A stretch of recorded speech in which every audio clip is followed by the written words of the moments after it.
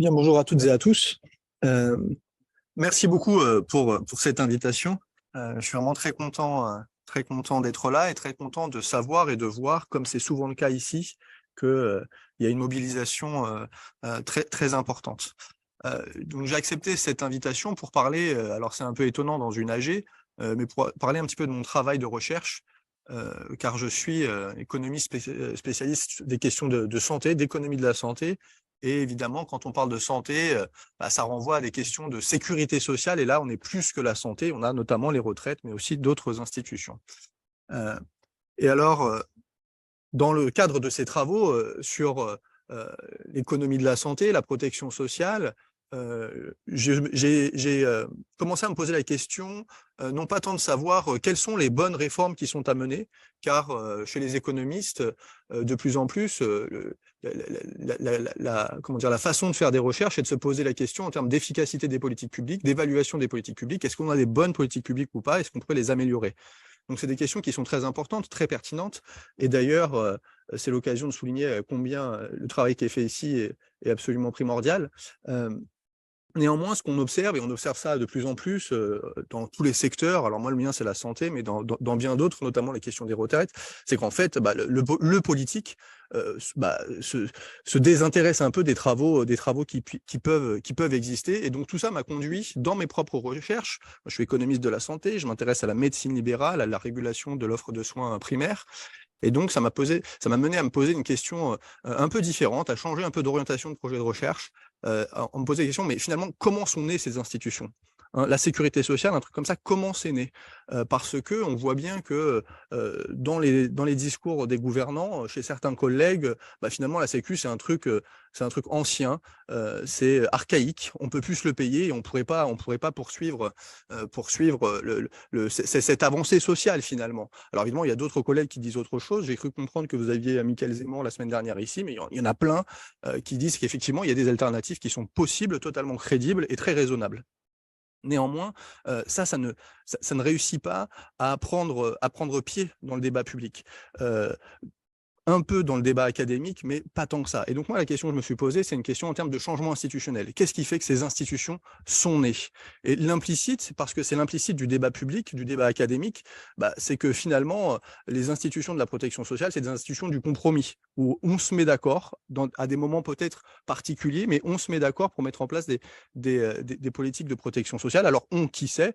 On, ça peut être le Parlement, et le Parlement qui peut être aidé dans son travail de mise au point des politiques publiques par des travaux académiques, des travaux de recherche. Et finalement, et cette idée que voilà, par le débat, par le consensus, on va réussir à mettre en place des bonnes politiques, ou en tout cas des politiques qui satisfont à la volonté majoritaire.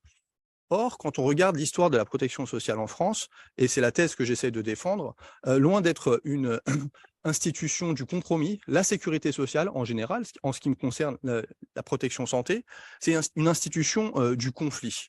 Et donc ça invite à remettre en cause tout ce qui se dit habituellement, et en particulier dans ce mouvement social, avec l'idée d'une forme de durcissement du gouvernement, d'une dérive autoritaire.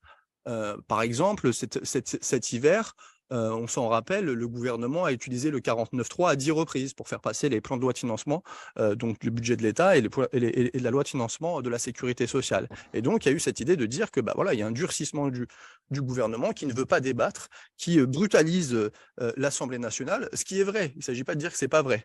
Mais l'enjeu, c'est de montrer que historiquement, en fait, c'est le cas normal pour les institutions de sécurité sociale. En fait, il n'y a pas vraiment de dérive autoritaire parce que, en ce qui concerne la sécurité sociale, ça a toujours été une institution du conflit et une institution qui a vu le jour par des moments de conflit massifs. Alors, on peut donner quelques exemples avec les grandes lois qui fondent la sécurité sociale, ne serait-ce que celles que, a priori, le mouvement social cherche à défendre. En 1945, la création de la Sécu telle qu'on l'imagine, c'est les ordonnances du 4 octobre et du 19 octobre. Donc, ce sont des ordonnances, c'est des dispositifs juridiques qui sont exceptionnels. À un moment, en plus, il n'y a pas d'élection. Donc, dire qu'à ce moment-là, on est dans du compromis, ça relève un peu de l'excès. Un peu plus tard, moi, ce qui me concerne, c'est la santé. Les CHU, tels qu'on les connaît, hein, cet hospitalocentrisme, il naît d'ordonnance en 1958, dans un contexte particulier, très conflictuel. C'est la révolution algérienne. Plus tard, les ordonnances qui vont vraiment fixer la Sécu telle qu'on la connaît aujourd'hui, c'est les ordonnances de 1967, de Gaulle et Jeannet. Là encore, ce sont des ordonnances. On ne se met pas d'accord gentiment avec un vote paisible dans l'Assemblée. Et à chaque fois, évidemment, il y a des mobilisations très importantes.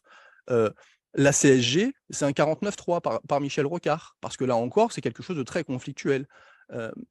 On parlait tout à l'heure de 1995, c'est encore des ordonnances qui sont des ordonnances qui sont habilitées par un 49-3.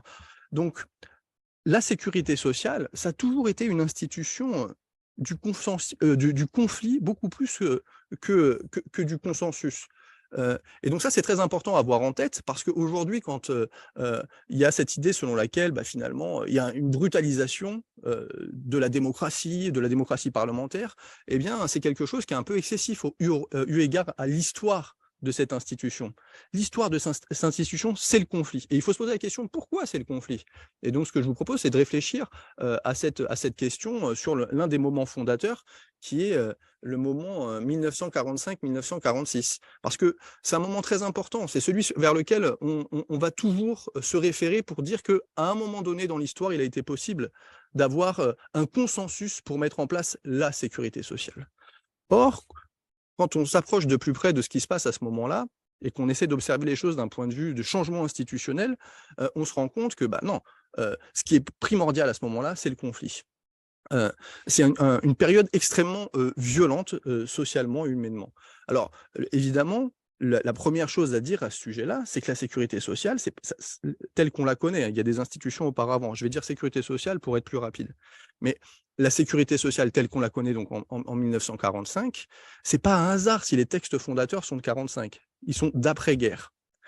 Ils sont d'après-guerre parce que justement, c'est la guerre qui a changé les conditions de possibilité de mise en place de certaines politiques publiques plutôt que d'autres.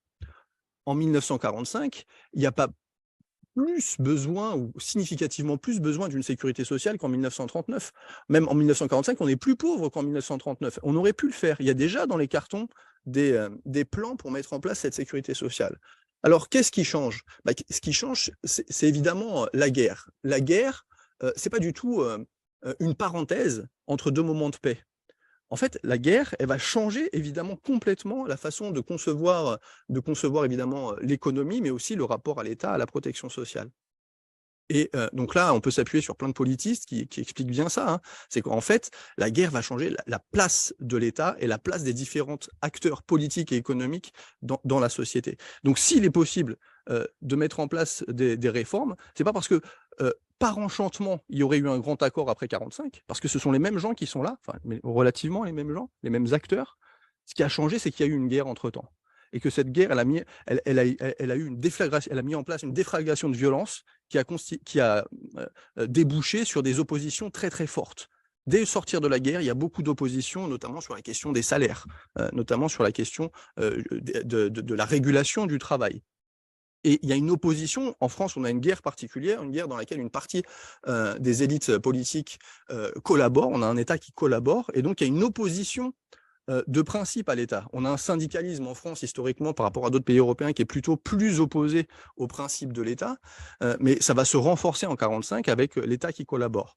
Donc on a une situation qui est très conflictuelle, et c'est cette situation très conflictuelle qui permet de mettre en place et d'imaginer la mise en place de la sécurité sociale. Et alors, ce que je dis peut donner l'impression d'être assez radical, mais finalement, il y a plein d'économistes, plein de politistes qui expliquent ça. Je cite par exemple Thomas Piketty.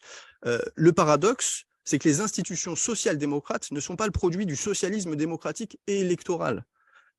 Les institutions social-démocrates ne sont pas arrivées simplement parce que le suffrage universel aurait conduit les électeurs à voter pour les sociaux-démocrates. Et tout cela se serait passé de façon apaisée. Cela s'est pas passé comme ça. Cela a pris place dans la fureur des guerres, des rapports de force, des crises et de la pression communiste. Alors lui, il dit ça notamment à propos de la question de l'imposition, où en fait en France, les questions de réforme de l'imposition naissent dès le début de la Troisième République, et il y a des débats incessants dans les différentes chambres. Et quand est-ce qu'est mis en place l'impôt sur le revenu en France? En 1914, au moment où il faut financer la guerre. Donc, rôle très important du conflit pour pouvoir imaginer changer les institutions parce que les classes dirigeantes, elles n'ont pas forcément intérêt à changer, et tant qu'elles ne sont pas mises devant l'obligation de changer, elles ne changent pas les institutions, puisque ce sont elles qui sont à l'initiative. Donc ça, c'est la première raison pour laquelle on peut dire que la Sécu, c'est une institution du conflit. Et ensuite, il faut revenir sur cette idée que même une fois la guerre terminée, il y aurait eu un grand accord pour faire la Sécu telle qu'elle a été faite. Là aussi, c'est aller trop vite en besogne, puisque évidemment, après la guerre, il y a un accord. Mais il faut se poser la question, un accord sur quoi? L'accord, c'est pour donner plus d'argent, pour augmenter les ressources attribuées à la sécurité sociale. Et là, il n'y a pas de discussion, hein. Il existe des caisses auparavant, avant-guerre, parce qu'il y a eu des lois sociales avant-guerre, et donc l'enjeu qui ne pose pas de problème, c'est d'augmenter les taux de cotisation. Et il va y avoir une augmentation des taux de cotisation qui ne pose pas de problème, puisque toutes les forces politiques sont d'accord là-dessus, pour une raison assez simple, hein, c'est qu'il faut réussir à donner une stabilité à l'économie et une stabilité sociale, une stabilité politique au sortir de la guerre, parce qu'il y a une situation extrêmement conflictuelle. Et bon, voilà, les groupes sociaux s'opposent, notamment du fait des événements de la guerre. Mais là où il y a un grand conflit, et un conflit dont on parle trop peu, c'est un conflit sur l'organisation de la sécurité sociale. Parce que la sécurité sociale telle qu'elle existe en France après 45, son innovation majeure, c'est pas une innovation en termes d'argent, de quantité de ressources, c'est une innovation politique. La sécurité sociale, c'est une invention qui va donner du poids à une autre forme de légitimité politique, une autre forme de légitimité économique, hein, c'est la démocratie sociale, c'est ce qu'on appelle habituellement la démocratie sociale. C'est-à-dire que la Sécu, c'est pas l'État. Après 45, il y a des institutions qui sont étatisées, comme Renault par exemple. Sauf que les ouvriers de Renault, ils savent ce que ça veut dire l'étatisation. Ils travaillent toujours dans Renault, mais ce n'est pas eux qui décident, hein. Ils ont un patron employeur qui est l'État nommé par le gouvernement. Dans la sécurité sociale, les choses sont différentes. C'est une institution de démocratie sociale, donc les intéressés votent. Et les conseils d'administration sont gérés aux 3/4 par les intéressés salariés et à 1/4 par les intéressés employeurs. Et donc, c'est une institution de la démocratie sociale. Et donc, quand aujourd'hui, on nous dit que quand même la seule légitimité possible, c'est l'État, c'est le gouvernement, et c'est d'ailleurs ce qui est répété à longueur de temps, hein. De toute façon, s'il y a un vote, c'est fini, on ne parle plus. Eh bien, évidemment, tout ça n'a absolument aucun rapport avec les conditions historiques d'existence de ce type d'institution, hein. Ce n'est pas en attendant gentiment un vote de l'État, ou en attendant gentiment des études extrêmement rigoureuses d'académiques, on a mis en place la sécurité sociale. On l'a mis en place dans un contexte de conflit, et notamment de conflictualité face à l'État. Ce conflit fondateur, il n'attend pas les années 80 pour être mis en cause.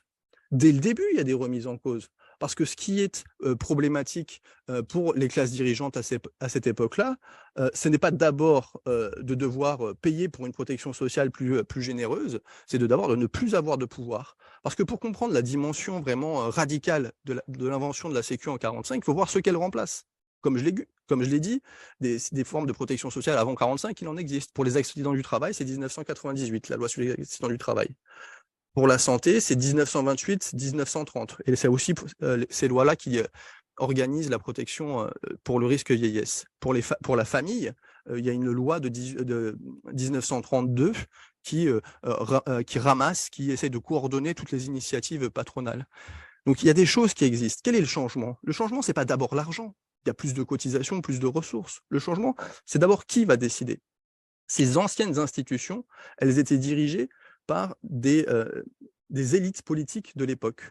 Les accidents du travail, c'est généré par le patronat, en collaboration avec les assureurs privés à but lucratif.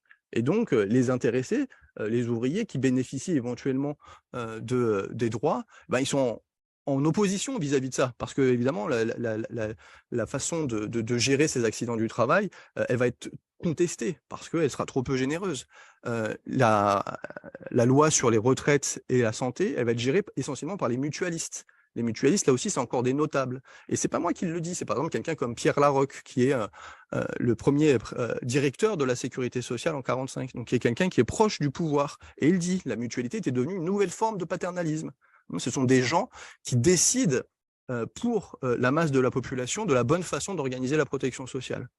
les assurances, les allocations familiales étaient dirigées par le patronat, mais aussi par le clergé. Et donc tout ça est retiré de ces mains de classes dirigeantes pour être mis dans les mains des intéressés eux-mêmes. Alors pas totalement, mais pour être mis dans les mains des intéressés qui dirigent à 75% les caisses. Évidemment, c'est la fin du paternalisme, mais c'est surtout la contestation de la seule légitimité politique qui existait juste alors, c'est la légitimité parlementaire.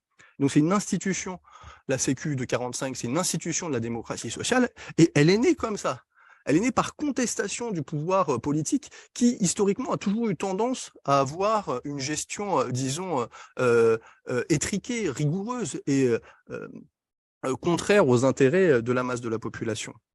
Donc, conflictualité dès le début, et les premières défaites de la démocratie sociale, des intéressés, si on veut, des ouvriers à l'époque, ce sont essentiellement des ouvriers qui cotisent, elles n'attendent pas les années 80.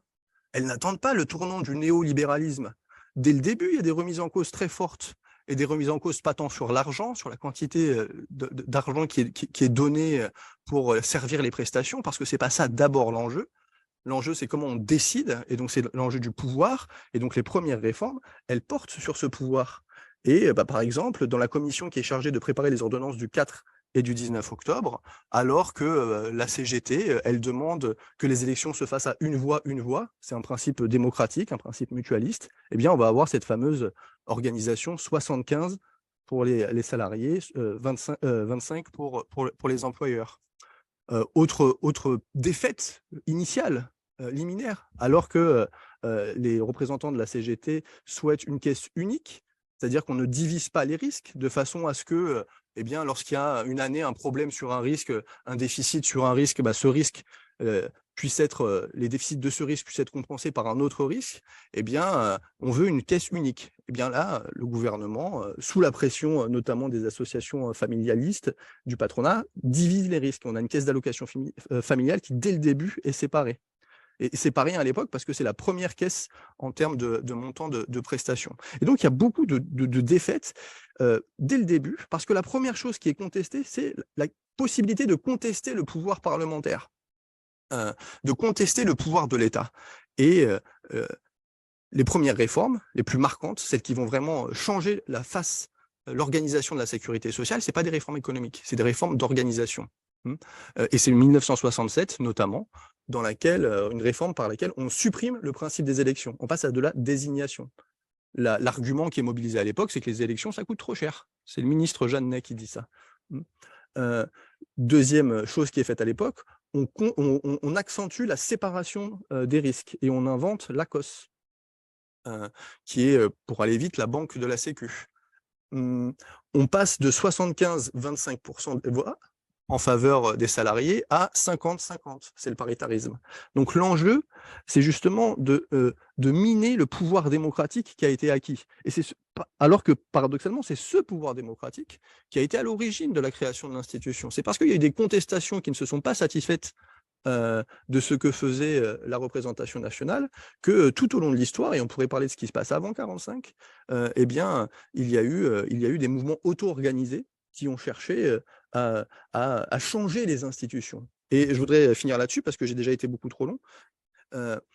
Changer les institutions, ça veut dire quoi? Ça veut dire qu'on le voit bien pour cette réforme des retraites. Il y a une majorité de gens qui sont contre, actifs ou non actifs, il y a une majorité de gens qui sont contre, et pourtant, sur des bases de légitimité relativement faibles, une petite poignée de personnes est capable de faire ce qu'elle veut. Donc notre problème, on est dans une AG, donc on peut essayer d'élargir un peu. Notre problème, c'est évidemment cette réforme-là tout de suite. Mais plus généralement, notre problème, c'est la dédémocratisation de la France qu'il y a eu au cours après les années, disons, 50, surtout après l'avènement de la Ve République. Cette dédémocratisation, elle fait qu'un petit nombre de personnes peut décider pour tout le monde. Alors que, encore une fois, cette réforme-là, l'une des raisons pour lesquelles elle brille par rapport aux autres, c'est qu'il y a un accord très large, et même chez des groupes sociaux assez peu suspects de radicalisme, pour dire qu'elle n'est pas forcément nécessaire et qu'elle sera très injuste. Et pourtant, le gouvernement le fait. Donc l'enjeu, c'est bien évidemment un enjeu économique de ne pas la faire, mais l'enjeu, c'est aussi d'être en mesure de proposer des institutions et de contester les institutions actuelles pour ne plus avoir la possibilité pour des gouvernements de faire une politique contre la majorité. Donc voilà un petit peu ce que je voulais dire.